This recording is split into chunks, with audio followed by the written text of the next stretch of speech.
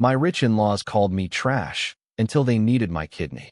Before we begin the story, make sure to subscribe to our channel and never miss more incredible stories every day. People always say you marry a person, not their family. I used to believe that, until my wedding day, when my new in-laws made sure I'd never forget where I stood. The ceremony was everything my wife dreamed of: crystal chandeliers, a string quartet, designer dresses. I tried to savor the moment, to believe I belonged in that world. But at the reception, after too much champagne, my mother-in-law raised her glass and fixed me with a smile that didn't reach her eyes. "To our daughter, marrying for love, not status," she said, voice sharp as a razor. "We all know how hard it is to find loyalty these days. Some of us have to settle for less." The laughter that followed stung more than any slap. Her friends, decked in jewels, eyed me like I was something sticky on their shoes. Even my father-in-law smirked. My wife squeezed my hand under the table, but her grip felt weak, like she wasn't sure whose side she was on. I smiled, swallowing the humiliation, determined not to give them the satisfaction of seeing me break. The next years were a slow, grinding war. Every holiday was a test. I was left out of family photos, given joking nicknames like The Project. They invited my wife to weekends at the country house and forgot to mention it to me.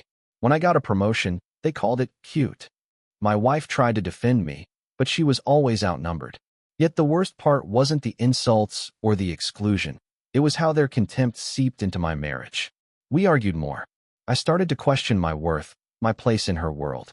And then, out of nowhere, came the day everything flipped. My father-in-law's health collapsed. The doctors spoke in hushed tones. He needed a kidney. No one in the family was a match. Except me. Suddenly, the trash at the table was their only hope. The day after the diagnosis, my phone lit up with calls and messages from people who'd never used my number before. My mother-in-law, the queen of cold shoulders, left a dozen voicemails in a tone I'd never heard. Breathy, almost tender. "Please, can we talk? It's urgent. Your family, after all." When I finally picked up, her words tumbled out, syrupy and desperate. "We know it's a lot to ask, but you'd be saving a life, his life." I could hear my wife in the background, pleading, "Mom, let me," before the line went silent. For days, our home filled with the tension of unspoken things. My wife barely slept. I caught her crying in the kitchen, face buried in her hands. "You don't have to do anything you don't want to," she whispered, but I saw the hope flickering behind her fear. She wanted me to say yes. She wanted to save her father. Her family, meanwhile, laid it on thick. Extravagant dinners, sudden invitations, gifts from stores I could never afford. It was surreal, being treated as the golden son-in-law overnight. My father-in-law, gaunt and weak, patted my shoulder and called me son for the first time. "You're part of this family, and families help each other, right?" I felt trapped, my anger warring with guilt. How could I refuse? How could I forgive? I spent nights walking the city, replaying every insult, every moment I'd bitten my tongue just to keep the peace. Was this my chance to finally be seen, or was I just another tool for their survival? The hospital called to schedule compatibility tests. My heart pounded as I realized, if I was a match, my life would never be the same, no matter what I chose. That night, as I tried to sleep, my wife whispered, "Whatever happens, I love you." But I wondered, did she love me, or for the part of me her family suddenly needed? In the dark, I decided, if I went through with this, it would be on my terms. But nothing could prepare me for the results. The hospital called on a cold Thursday morning. My hands trembled as I picked up, heart caught between dread and some warped sense of vindication. The nurse's voice was clinical but kind. "You're a match. Genetically, you're the best option." I sat on the edge of the bed, staring at the wall. In another life, maybe this would have felt heroic. In this one, it felt like a twisted joke. My wife burst into tears the second I told her. She hugged me so tightly I could barely breathe. "Thank you. Thank you. This means everything." She kissed my cheek, her tears soaking into my shirt. I held her, numb, unsure who I was comforting, her father, or myself. Her family descended within the hour, arms full of flowers and homemade casseroles. The kitchen suddenly crowded with voices I'd never heard say a kind word to me. My mother-in-law gushed over me, holding my hand and calling me darling. My father-in-law, still pale and frail, looked at me with a mixture of hope and fear. "You're saving my life, son. I'll never forget this." But the sweetness tasted false. I remembered every Christmas spent in silence, every dinner where I'd been the punchline. Their gratitude now was suffocating. I wondered how long it would last. If the transplant worked, would I finally be family, or just the trash that was useful once? The pre-surgery appointments stacked up: blood work, counseling, endless paperwork. Nurses smiled at me with genuine warmth. The surgeon explained the risks in detail, but I barely heard him. I was too busy listening for the sound of sincerity in my in-laws' voices, searching for something real. That night, unable to sleep, I overheard my mother-in-law whispering on the phone. "If this works, everything will go back to normal. We just need him to go through with it." My blood ran cold. Normal, for them, meant me back in my place. And for the first time, I wondered if I could go through with it at all. After that phone call, everything changed. I started noticing how quickly the mask slipped when they thought I wasn't listening. My mother-in-law's politeness turned brittle if I hesitated. My father-in-law's gratitude soured into thinly veiled impatience when I asked about risks or time off work. My wife tried to play peacemaker, begging me not to read too much into things. But even she started snapping when I withdrew. The house filled with tension. At dinner, they spoke about me like I wasn't there, making plans for when I saved the family, talking about how grateful they'd be, what kind of statement they'd release to their friends and the press. "It'll be so good for our image," my mother-in-law murmured, eyes fixed on her phone. My father-in-law, voice cracking, said, "It's the least he can do, after everything." One night, I found a folder on the kitchen table, legal papers, drafted just in case. A liability waiver, a non-disclosure agreement, an insurance form with my name, but their address. It hit me. To them, I wasn't family. I was a transaction. I confronted my wife. "Is this what I am to you? A walking spare part?" She cried, swore she loved me, begged me to understand. Her father was dying. She'd do anything to save him. "They'll never change," she whispered. "But you're not doing this for them. You're doing it for me." For the first time, I couldn't say if that was enough. On the eve of the hospital meeting, I sat awake, the documents spread out like accusations. Was my life worth more to them now, or less? As I packed a bag for the hospital, my phone buzzed, a text from an unknown number. "Don't trust them. Meet me before the surgery." I stared at the screen, heart racing. Who was trying to warn me? And what was I about to risk? The hospital felt colder than usual as I walked the halls, that message echoing in my mind. I found an empty waiting room, checked my phone again. Same message, no reply, no clue. Part of me wanted to ignore it, to just push through and be done with the whole mess. But another part, the part tired of being used, wouldn't let it go. Just before my pre-op appointment, a woman approached. She looked vaguely familiar, maybe from one of those parties where I stood in the corner with a drink. She wore a nurse's badge, but her eyes darted, nervous. "Are you the donor?" I nodded, stiff. She handed me a folded note and glanced around. "Read it somewhere safe," she whispered, then hurried away. I ducked into a restroom and opened the note with shaking hands. "They're not telling you everything. Your father-in-law's previous donor backed out after threats. He's hiding assets overseas and using your surgery to push through a huge insurance policy. If something goes wrong, you get nothing. Don't sign their paperwork without a lawyer." A friend. My blood ran cold. Was this just paranoia? Or had I been walking into a trap far worse than emotional blackmail? Was my life not just less than to them, but actually disposable if it meant saving their fortune? I snapped photos of the note, the legal docs, everything, and sent them to my best friend, just in case. When I returned to the waiting area, my mother-in-law greeted me with sugary concern, asking if I was nervous about becoming a hero. My wife wouldn't meet my gaze.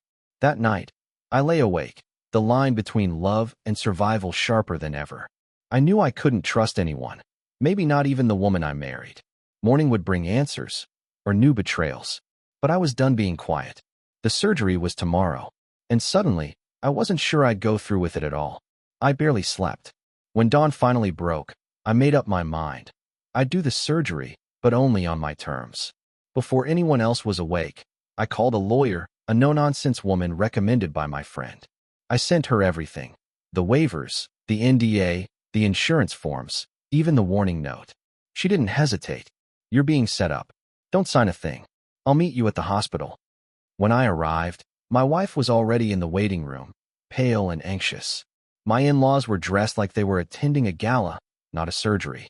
My mother-in-law greeted me with false cheer. Are you ready to do something wonderful for our family? I leveled my gaze. My attorney will be here for all paperwork. The shift in their faces was instant. Confusion, then irritation, then something colder. My lawyer arrived, sharp in a navy suit. She reviewed every document, crossing out entire paragraphs, adding notes, forcing hospital staff to make copies for me. My in-laws hovered, whispering, occasionally shooting me death stares. The hospital staff, sensing the tension, grew uncomfortably formal. After hours of delays and legal wrangling, my lawyer pulled me aside. You have all the power here. If you don't feel safe, walk away. If you want to go through with it, do it for you, not them. My wife found me, her hands trembling. Please, I know they're awful, but I need you. I need my dad. She started to cry, desperate, vulnerable, and for the first time I saw her, not as an extension of her family, but as a woman torn in two. I promised her I'd think. But as I sat alone in the hospital room, listening to the clock tick toward the scheduled surgery, my phone buzzed again. A block number, this time a voice message. Walk away while you still can. If you go under, you might never wake up. A chill ran through me. The surgery was hours away, and for the first time, I realized the cost could be everything. The hospital air felt thinner, every sound sharper. I replayed the voicemail again and again, listening for clues. Was it a threat, a warning, or both? I called my lawyer. Should I be scared? I whispered. She didn't sugarcoat it. If you have any doubts, you have the right to back out. You owe them nothing. I'll be here if you need to make a statement to the hospital or the police. My wife knocked on the door, eyes red. Please don't leave. I can't lose my dad and you. If you're scared, tell me. We'll figure it out. She seemed smaller than ever, stripped of the confidence her family always displayed. But her parents were a different story. My mother-in-law barged in, voice low and furious. We've given you everything. A place in this family, a better life than you ever dreamed. If you walk away now, you'll be dead to us. Something in me broke. I stood, facing her. You never accepted me as family. You only want my blood. I won't risk my life for people who'd throw me away when this is over. My father-in-law, weak but still arrogant, muttered, You'll regret this. No one crosses us. I realized then, their power was paper thin when I refused to play my part. I turned to my wife. If you love me, stand by me. I'll do the right thing. If it's my choice, not theirs. But I need to know you're with me, not just desperate. She hesitated, then nodded, silent tears streaming down her face. My lawyer entered, voice ringing out. The hospital's reviewing the case. Given the threats, they'll postpone the surgery. You're safe, at least for now.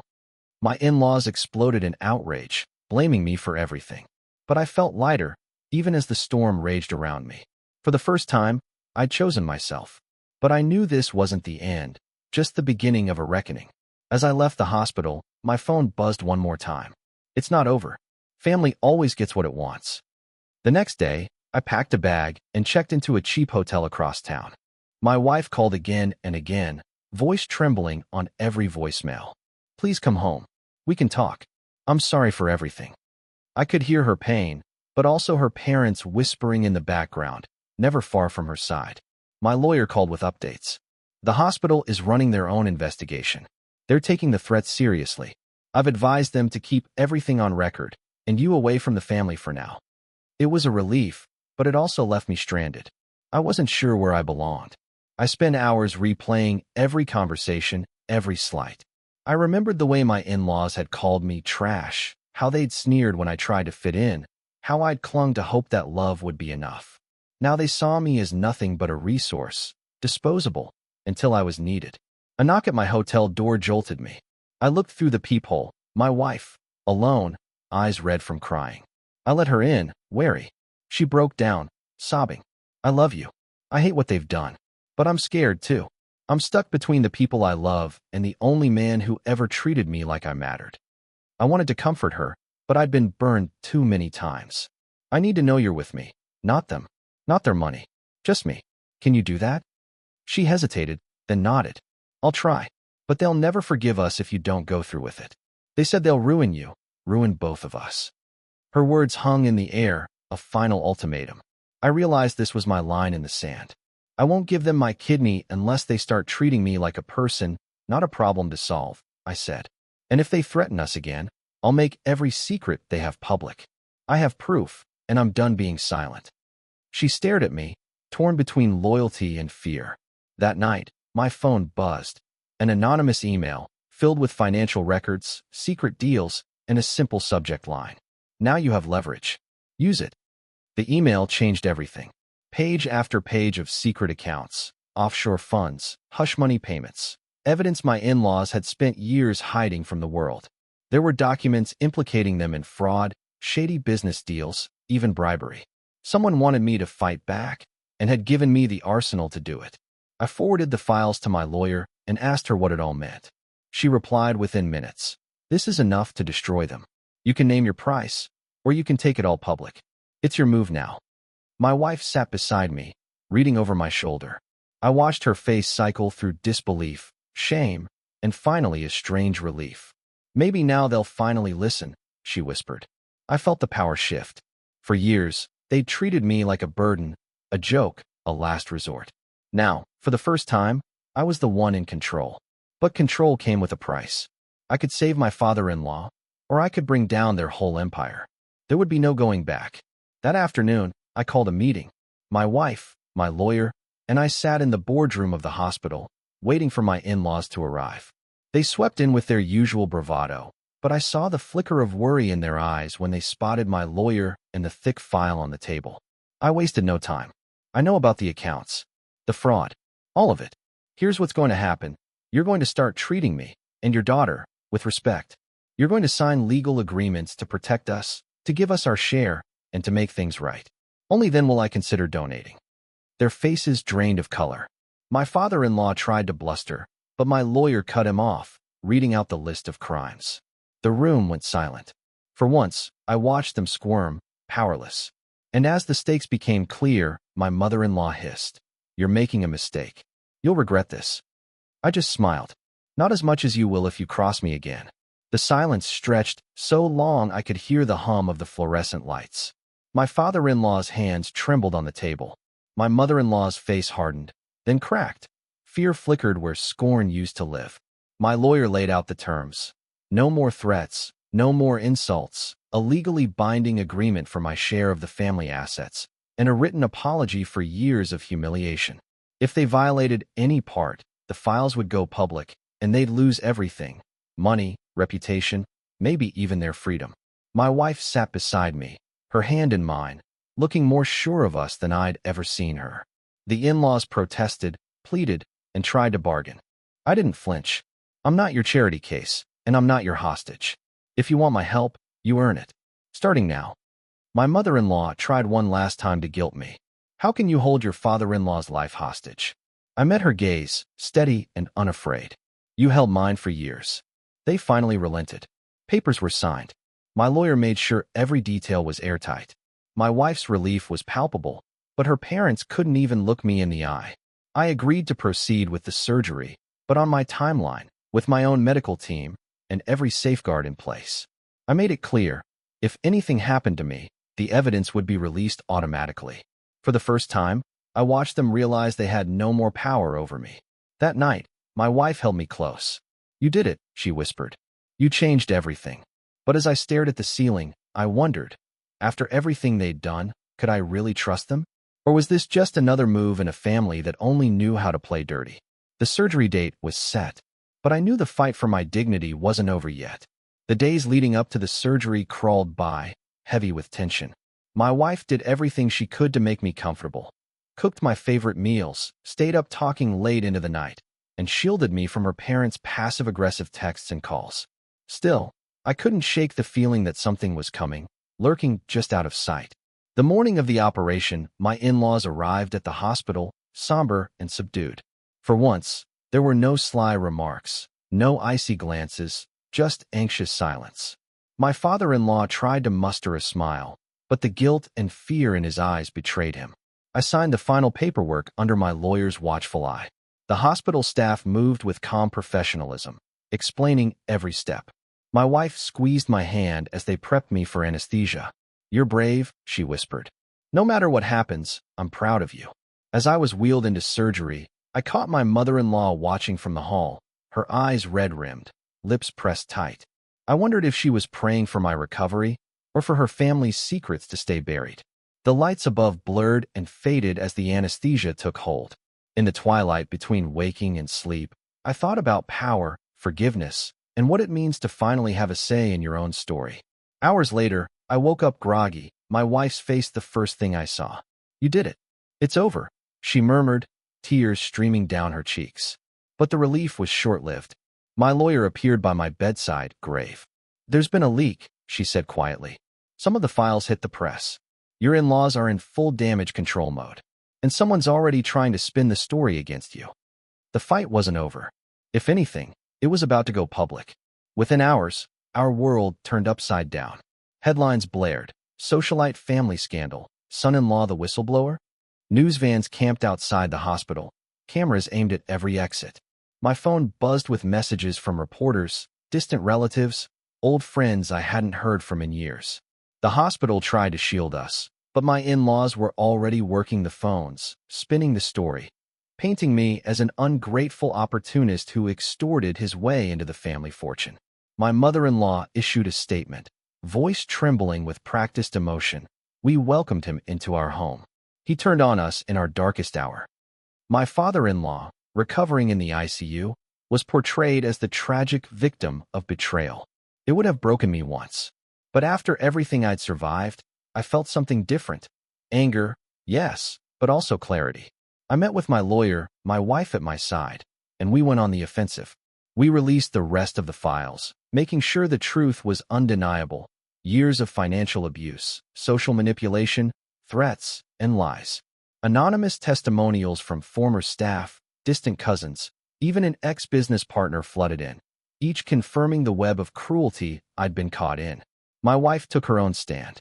On live television, she spoke honestly about what had happened, how her family's love had always come with strings, how they'd used us both, and how we were choosing a different path.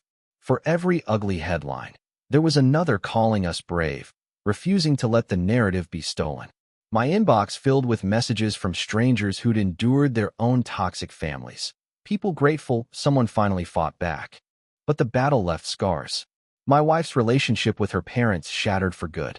We'd lost their fortune, their support, even our place in their world. But as we sat together in the quiet, nursing our wounds, we both realized we'd finally won something better than their approval. Life after the leak felt strangely lighter, even as it brought new burdens. My wife and I left her parents' home for good, moving into a tiny apartment across town. The walls were thin, the view unremarkable, but for the first time, it was truly ours. No more surveillance, no more insults disguised as jokes, just space to breathe and begin again. The world's gaze was relentless at first. Paparazzi stalked the sidewalk. My old co-workers whispered behind my back, some calling me a hero, others a traitor. We learned who our real friends were.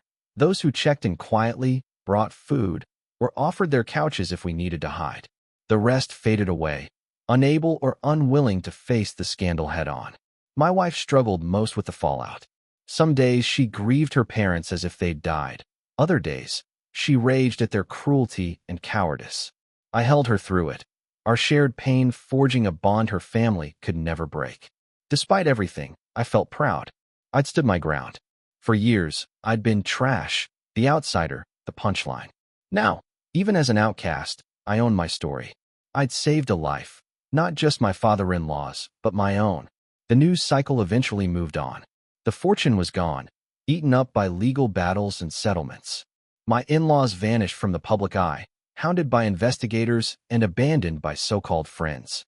I never heard from them again, and I didn't need to. In the silence that followed, my wife and I found something unexpected: peace. No more pretending, no more performing for people who'd never care. We were broke, bruised, but honest for the first time. One evening, as we ate dinner on our rickety balcony, my wife squeezed my hand. "You never let them change who you are," she said. "That's why I fell in love with you." And for the first time in years, I believed it. But healing is never simple. Sometimes, the old wounds ache louder than the new beginnings. And sometimes, the past comes knocking when you least expect it. The past found us again one rainy afternoon, just when I thought we were finally safe. There was a knock at the door, too polite to be a reporter, too persistent to be a friend. I opened it cautiously and found my brother-in-law, the family's golden child, standing on the threshold, drenched and defiant. He stepped inside without asking, glancing around our small apartment with thinly veiled disgust.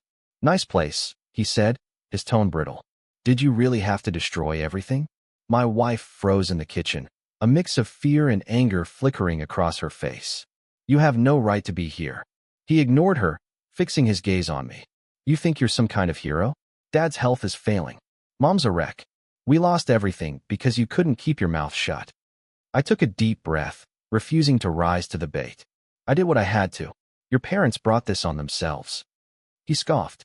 "They want you to fix it. Go on TV, say you lied, clear their names. We'll make it worth your while." I shook my head. "No amount of money could buy my silence now. You need to leave." His eyes narrowed. "If you ever cared about this family, you'll help us. Or you'll regret it." My wife stepped forward, her voice steady for the first time in weeks. "You're done threatening us. You're not welcome here. Ever again." He glared at both of us, then stormed out, slamming the door so hard the window rattled. We stood in the sudden quiet, hearts racing. The old fear was there, but something new, too, solidarity. My wife took my hand, tears in her eyes. "Thank you for not giving in." That night, as the rain pounded our roof, I realized that sometimes the bravest thing you can do is stand your ground, even when the world wants you silent. One chapter left, I thought, as I watched the city lights flicker. The final chapter didn't bring a Hollywood ending, but it brought peace, real, earned, and ours alone. The media lost interest, the phone stopped ringing, and for the first time, our home was truly quiet. My wife started therapy, untangling years of family lies, while I learned to forgive myself for not being able to fix everyone. We built a new life from the ground up. We worked long hours, budgeted every dollar, and celebrated small victories, new jobs, a working coffee maker, a rare night out together. There were hard days, of course, unexpected bills, lingering anxiety, the ache of old scars. But we faced them side by side, equals at last. Sometimes I caught my wife staring out the window, lost in thought. One night she whispered, "Do you ever wish things had been different?" I hugged her close, searching for the right words. I wish it hadn't hurt so much. But I don't regret the truth. In the quiet, I realized the real power shift wasn't about money or reputation. It was about dignity. I'd found mine, and she'd found hers. The family that called me trash once tried to buy a piece of me, but in the end, I gave them something far more valuable, a lesson they could never spin away. Our story wasn't a fairy tale, but it was honest. We chose each other, chose truth over comfort, and even when the world called us outcasts, we called ourselves free. One morning, over burnt toast and laughter, my wife said, "Thank you for saving my dad. But mostly, thank you for saving me." I smiled, holding her hand. "You saved me too. The pain, the betrayal, the lonely nights, they all led here, to a life that belonged to us. And I finally knew. I was never trash. I was priceless all along."